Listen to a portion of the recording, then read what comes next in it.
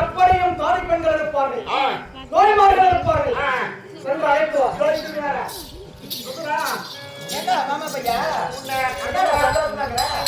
அனுமாராடு வரும்படி ஊத்துருவோம். அப்படியே யாராருன்னா எனக்கு என்னடா நல்ல பொண்ணா நீ தண்ணி பொங்கல் செய்வோம். 5 ரூபாய் கொடுத்தாய், நான் 10 ரூபாய் கொடுத்தாய். நல்லா இருக்கிறேன் நான் தான், நான் நோவாளியா ஏண்டா இந்த அரண்மனையிலே பணிவிடை செய்யக்கூடிய தோழி பெண் வருகின்ற மகாராஜாவை வரவேற்பது என்னுடைய கடமை அல்லவா? அதற்காக யாராக இருந்தாலும் வரவேற்பது என்னுடைய கடமை.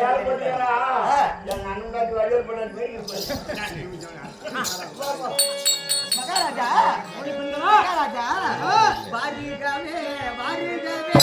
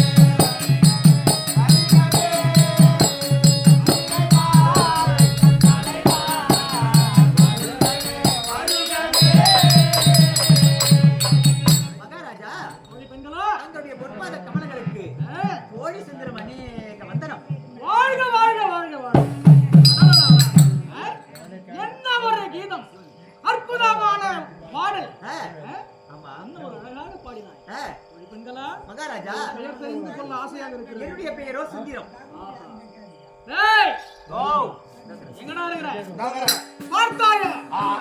என்ன ஒரு அழகான பெயர், என்ன ஒரு இனிமையான குரல்.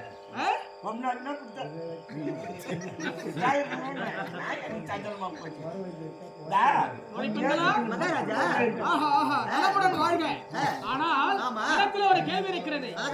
தெரியுமா? அரண்மனையிலே உங்கள் எஜமானி இருக்கின்றாளா?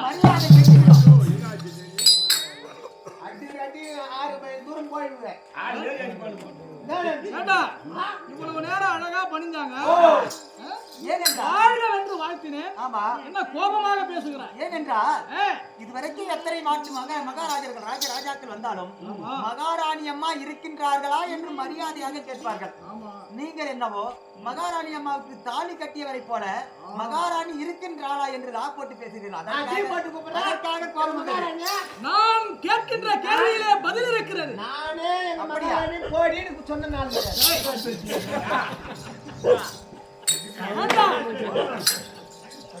காவலன், நான் மகாராணி இருக்கிறாளா என்று கேட்பதற்கு காரணம் இருக்கிறது. எங்களுக்கு தெரியாது. தெரியுமா? எங்களுக்கு தெரியாது. நான் தாலி கட்டிய மனைவி அவள். அப்படியா? நான் கல்யாணம் பண்ணிக்கிறேன். அப்படியானால் உங்களுக்கு கேட்பதற்கு உரிமை இருக்கின்றது. அதனால உன்னை மாலையிட்ட மணாளன் ஆமா கர்ண மகாராஜன் துரியோதனன் ஏவலால் குருச்சத்திரம் செல்லவிருப்பதால் ஆமா ஆண்டவர்கள் மீது புஜம் தொடுத்து மனைவி என்ற பட்சத்தினால் ஆமா மனைவிடத்திலே கைத்தாம்பலம் எதிர்பார்த்து வந்திருக்கிறாரா? உடனே உங்க எஜமானி வருவார். அழைத்து வாருங்கள். சென்று வாருங்கள்.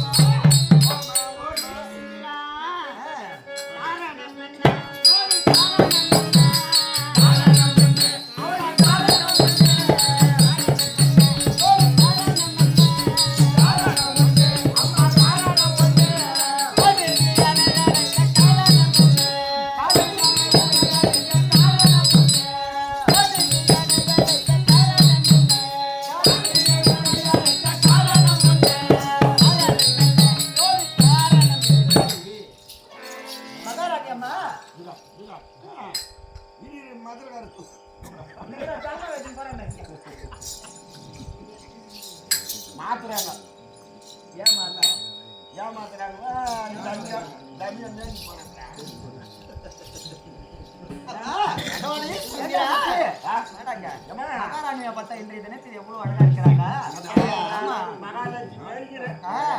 அதனால அம்மா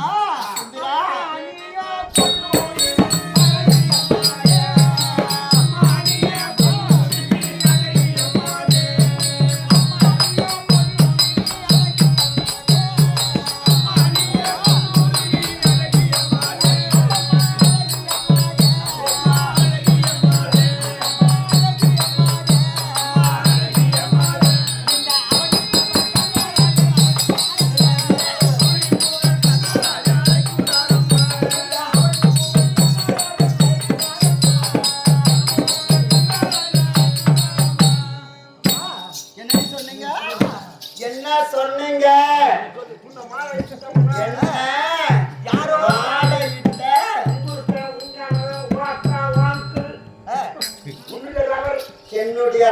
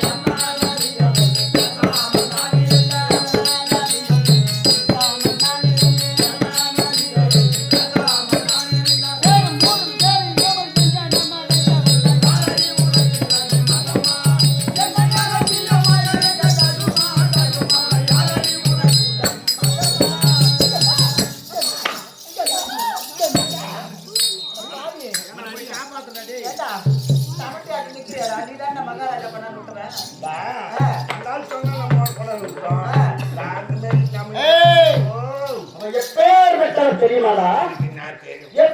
தெரியுமாடா? என் மேல கை வச்சுட்டு போய் தாலி அடிச்சு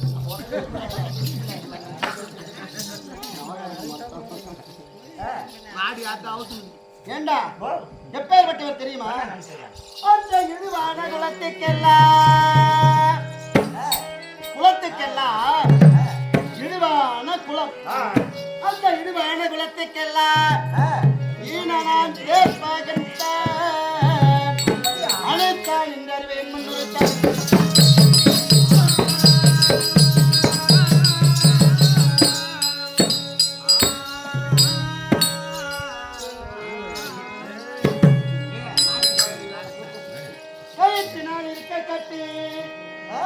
உங்கள் இருவரையும் சொன்ன வார்த்தைக்காக கயிற்றினால் இருக்க கட்டி கண்டிப்பேன் இருந்தேயானா பிணத்தோடி சொல்ல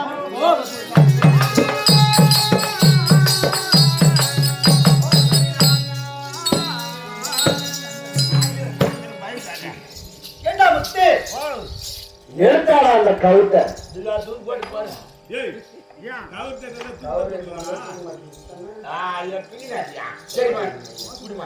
கௌரி என்னடா கவுரி இல்லம்மா அதனால என்ன ஓலைய போட்டாளா ஏய் இலையடா யார் தோத்த வச்சாளா ஏய் சாதம் சோறு எல்ல கை வச்சாளா உருளைக்கிழங்கு திருடவை கொண்டு போயா காரா பூஜி வச்சாளா காரா பூஜிடா என்ன எவனா ஏய் எல்லாத்துக்கு வச்சாளா அட திருடவை கொண்டு போய் என்னடா இது இல்ல குசுக்கா வச்சாளா குஸ்கா குஸ்கா ஒரே பக்கம் புரியுமா ஏய் எங்கடா முறுக்கு யாருமே இல்ல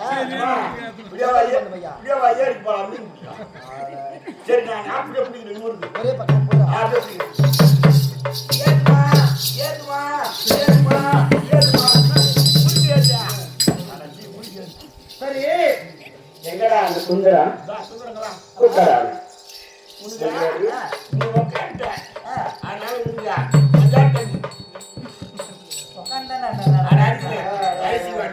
சுந்தரத்தை பாத்தியா அப்படியே பச்சை கிளி மாதிரி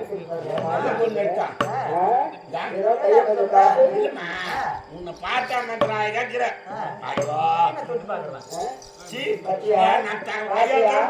பாத்தியா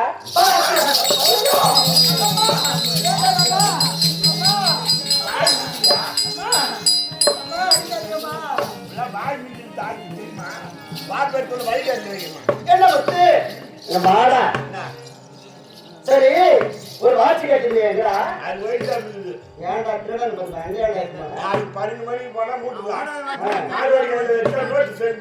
ஓஹோ சரி கை கொஞ்சம் காட்டு இந்த கை தானா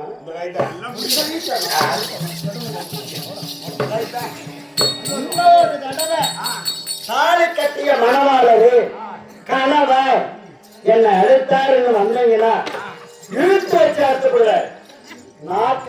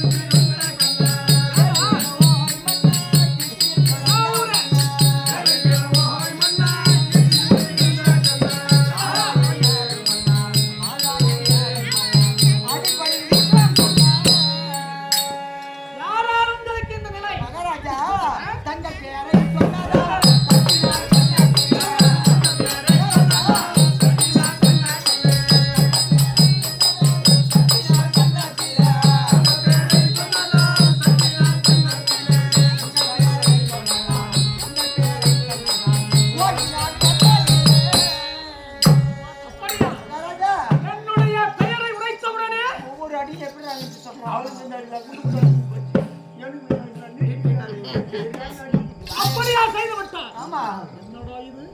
தந்திரா, உங்கள் மீது இருந்த கோபம் அத்தனையும் எங்கள் இருவர் மீது காண்பித்து விட்டார்கள். ஆமா ஆனால எனக்காக நீங்கள் அங்கே மருந்து ஐயோ போதும் போதும்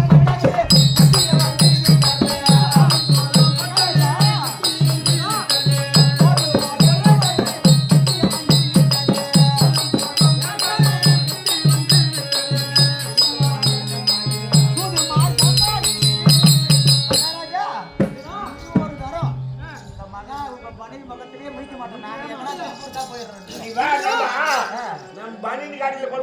கப்பல்ல விட்டுறேன் அங்க எத்தனை பேர் நம்ம தூங்குவோம் வேலை சொல்றா ஏய், சுந்தரா, என்னால் தான் கிடைக்கிறது. மகாராஜா ஆமா மகாராஜா முதலிலே நான் சரியாக உரைத்திருந்தால் இந்த நிலை உங்களுக்கு வந்திருக்கிறது. ஆமா விளக்கமாக சொல்ல வேண்டும்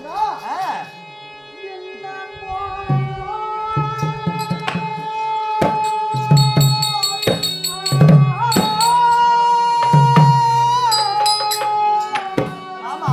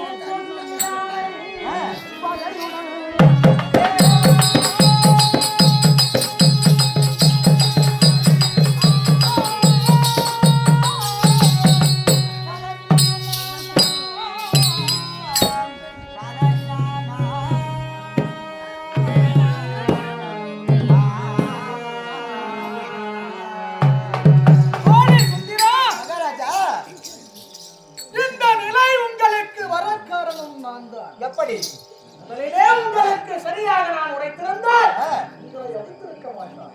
அப்படியா ஆனால் நான் உரைப்பது போல் அங்கே நீங்கள் மறுமுறை சென்று எடுத்துரைக்க வேண்டும். எப்படி எப்படி தெரியுமா? எப்படி உன்னை மாலையிட்ட மணாளன் கர்ண மகாராஜன் பாண்டவருக்கு தாயாதியா. எப்படி எப்படி ஆமா, பாண்டவருக்கு தாயாதி முதலில் நான் பாண்டவருக்கு தாயாதியா. தாயாதியா அப்படி தாயாதியாக இருந்த போதிலும் துரியோதனன் ஏவலால் துரியோதனன் செற்றோற்று கடனை கழிப்பதற்காக பாண்டவர்கள் மீது இதன் தொடுத்து ரணகலம் செல்ல இருப்பதால் மனைவி என்ற காரணத்தினாலே அவரை பார்த்து அவரிடத்திலே சில வார்த்தைகள் உரைத்து பிறகு தாம்பூலம் பெற்று செல்லலாம் என்று வந்திருப்பதாக உரைத்தால் உங்களை அழிக்க மாட்டார்.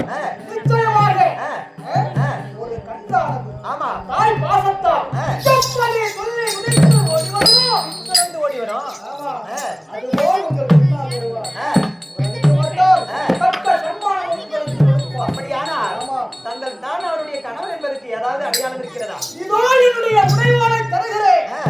அழைத்து வாருங்கள். அழைத்து வாருங்கள்.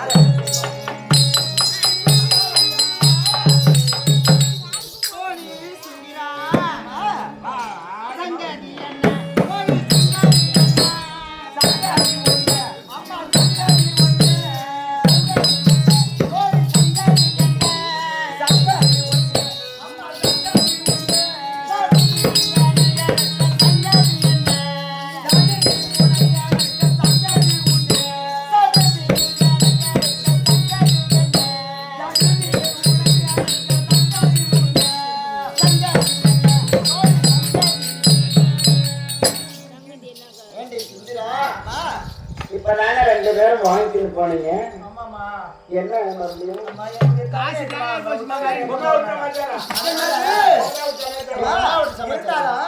அமருங்களம்மா செம்மையாய்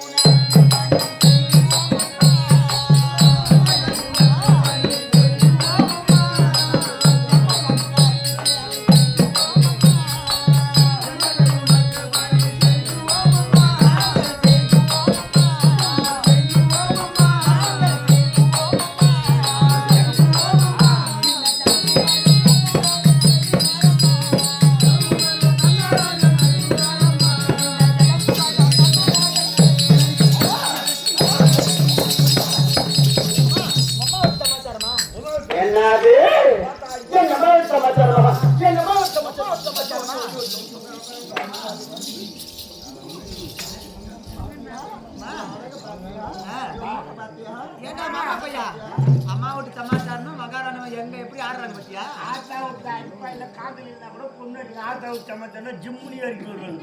அது மாதிரி தான் மகாராணி எங்க இருக்கு அம்மா என்ன சொன்னாங்க தெரியுமா? வாய் வாங்க.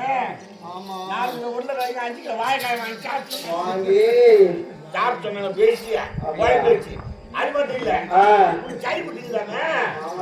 4 கிலோ முள்ளைக்கு 3 கிலோ பேக்கா வாங்கி கடைஞ்சி சாப்பிட்டு வலுநெல்ல காய்ச்சாலும் ஆகும்.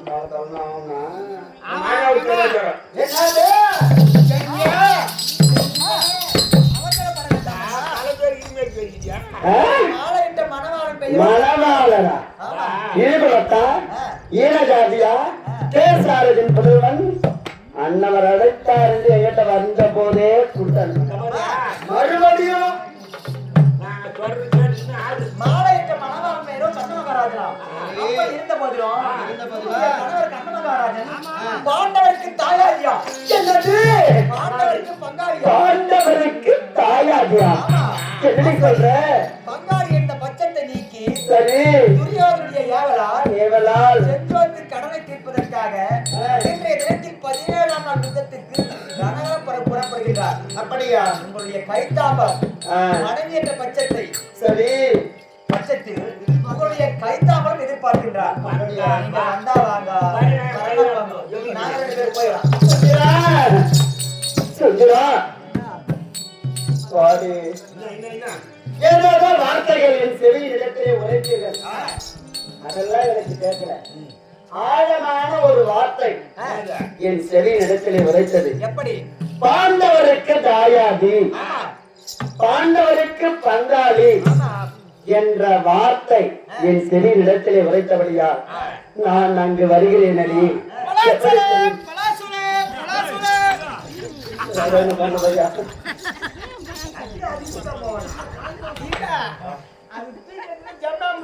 கோடவியாக போய் வந்தேன். வர வழியில பலாப்பாய் விட்டுனாங்க. வாங்கி தலைமால வச்சுங்க. இந்த மிருதகத்தை தூக்கி வச்சுன பலாப்பாய்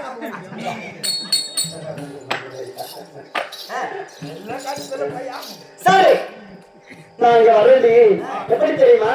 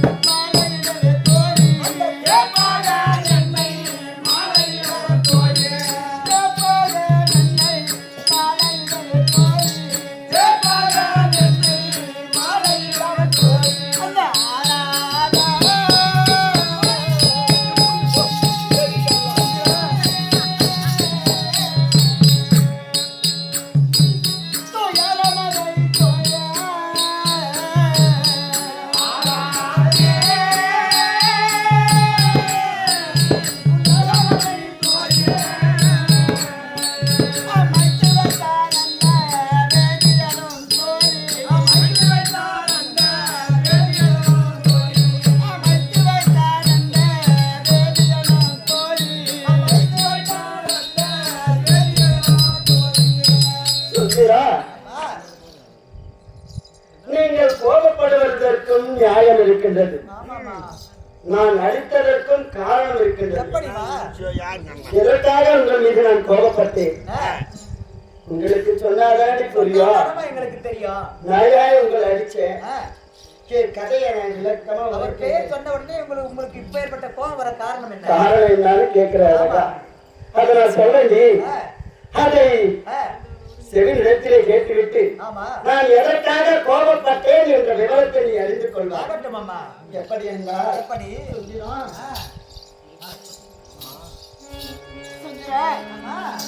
நாளையும் தரித்த பின்ன மன்னவன் முகத்தையானோ சாணவே கண்டதில்லை கஜல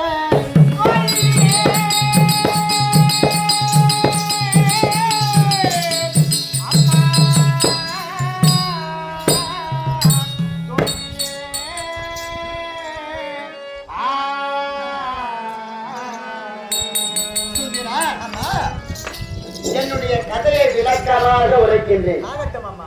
செவி கொடுத்து கேட்க வேண்டும். எப்படி என்றால் நானோ கன்னி பருவம் நீக்கி மங்கை பருவம் வந்ததும் ஆமா என் தந்தையானவர் என்ன செய்தார் தெரியுமா? என்ன செய்தாரம்மா? அவளி 56 தேச ராஜாக்களுக்கும் லிகிதத்தை எழுதி என்ன வேண்டிய லிகிதத்தை எழுதி அனைவரையும் வரவழைத்து ஒரு சுயவர மேடையை அமைத்துக் கொடுத்தார் என் தந்தையானவர். சுயவரத்திற்கு லிகிதம் எழுதி அனுப்பினார். ஆமா, அப்படி வரவழைத்து சுயவர மேடையிலே அனைவரும் வந்து அமர்ந்து கொண்டிருக்கின்றார்கள். அப்பொழுது என் தந்தையானவர் என்ன செய்தார் தெரியுமா? என்ன செய்தார்? மகளே, உன் கண்ணு கேட்ட கணவனை ஆமா நீயே தேர்ந்தெடுத்துக் கொள்வாய் மகளே என்று ஒரு மலர் மாலையை கையில் கொடுத்தார். ஆமா அந்த மலர் மாலையை கையில் எடுத்துக்கொண்டு ஒவ்வொரு ராஜாக்களையும் நான் பார்த்து செல்கின்றேன். பார்த்துக் கொண்டே வருகிறீர்கள். ஆமாம், அப்படி பார்த்து செல்கின்ற வேளையிலே ஒருவரும் என் கண்ணுக்கு பிடித்தமாக தெரியவில்லை. தெரியவில்லை. ஆமா, பிறகு என்ன செய்தேன்? என்ன செய்தீர்களம்மா? சுயவர வேலையை விட்டு அரண்மனை வாயில் சென்றது. சிறிது நேரம் கழித்து திடீரென்று எனக்கு ஒரு பயம் வந்து விட்டது. பயம் வந்து விட்டது. எதற்காக தெரியுமா பயம் வந்தது? ஒருவேளை சுயவர மேடையிலே அனைவரும் அமர்ந்திருக்கின்றார்கள். அனைத்து நாட்டு ராஜாக்களும் இருக்கின்றார்கள். 86 தேச ராஜாக்கள் அனைவரும் வந்து யாரையாவது ஒருவரை நாம் தேர்ந்தெடுக்காவிட்டால் நமது தந்தை போர் தொடுப்பார்களோ என்னவோ. அனைவரையும் அழைத்து அவமானம் செய்து விட்டார் நமது தந்தையானவர் என்று கூறி போர் தொடுப்பார்களோ என்னவோ என்று எனக்கு பயம் வந்தது. பிறகு என்ன செய்தேன்? மீண்டும் மலர் மாலையை கையில் எடுத்து மீண்டும் 30 ராஜாக்களையும் நான் பார்த்து செல்கின்றேன். அப்படி பார்த்து செல்கின்ற வேளையிலே ஒரு மூலையிலே சூரிய பிரகாசமாக ஒரு முகம் தெரிந்தது. ஒரு முகம் மட்டும் பிரகாசமாக தெரிகிறது. அன்னவரைக்கு மாலையிட்டு மணவாளராக நான் ஏற்றுக்கொண்டேன். அப்படியே யார் அவர் தெரியும்? இப்பொழுது கூறினாயே யார் அவரு? கர்ணமகாராஜனா? அன்னவருக்கு மாலையிட்டு மணவாளராக நான் ஏற்றுக்கொண்டேன். பிறகு என்ன நடந்தது? அப்படி ஏற்றுக்கொண்டு ஒரு நாள் என்ன செய்தேன் தெரியுமா? பொழுதுபோக்காக குளக்கரைக்கு சென்று நீர் எடுத்து வரலாம் என்று நான் சென்று கொண்டிருந்தேன். சுந்தரா சுந்தரா அப்படி நான் சென்று கொண்டிருந்த வேளையிலே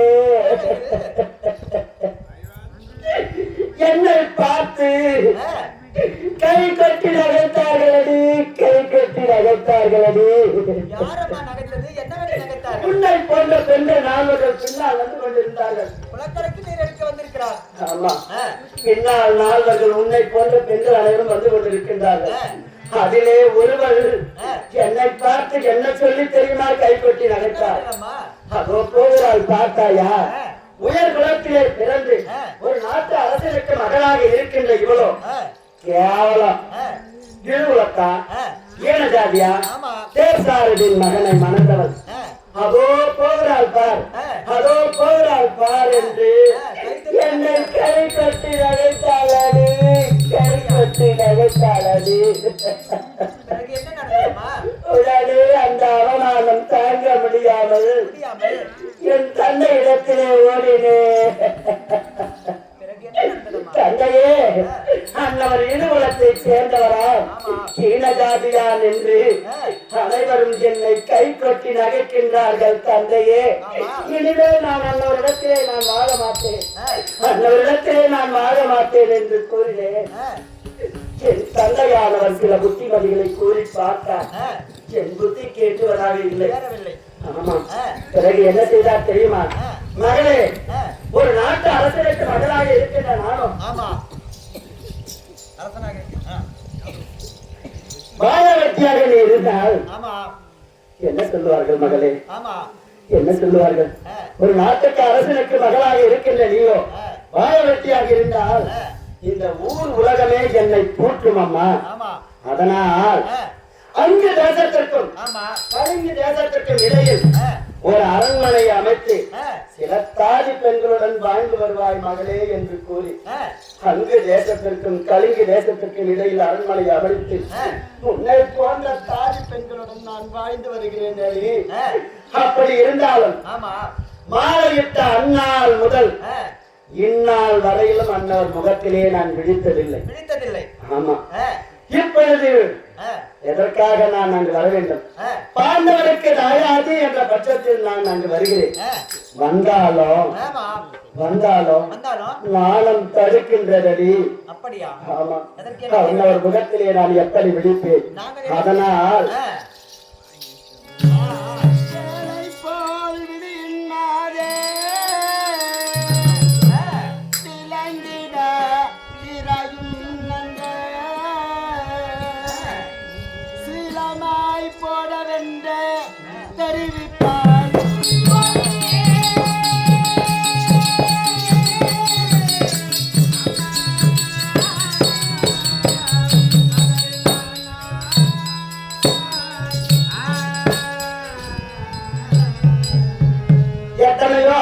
கடந்து விட்டன.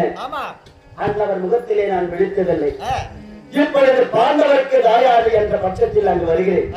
வந்தாலும் நானும் தடுக்கின்றது. அதனால் எனக்கும் அன்னவருக்கும் இடையில் ஒரு திரையை வளர்க்க வேண்டும். வெண் திரையை வளர்க்க வேண்டும். அந்த வெண் திரையின் உள்மறைவிலே நான் இருப்பேன், திரையின் வெளியிலே அன்னவர் இருக்க வேண்டும். எந்த சங்கதியாக இருந்தாலும் நேரிடையாக வாய்வார்த்தை ஆடக்கூடாது. உன்னிடத்தில் உரைக்க வேண்டும் அன்னவர், நீயோ என்னிடத்தில் உரைக்க வேண்டும். அதற்கு சம்மதம் என்றால் எதற்காக என்னை அழைத்தார் என்ற விவரத்தை அறிவதற்கு தயாராக கலந்து கொள்ளும்.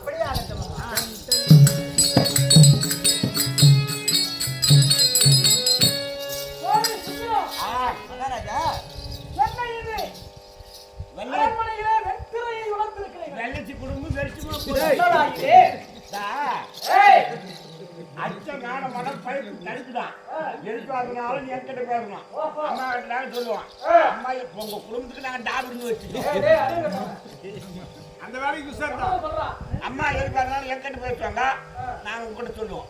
எதுனா கூப்பிட்டா நம்ம தூக்கு போட்டுருவோம்.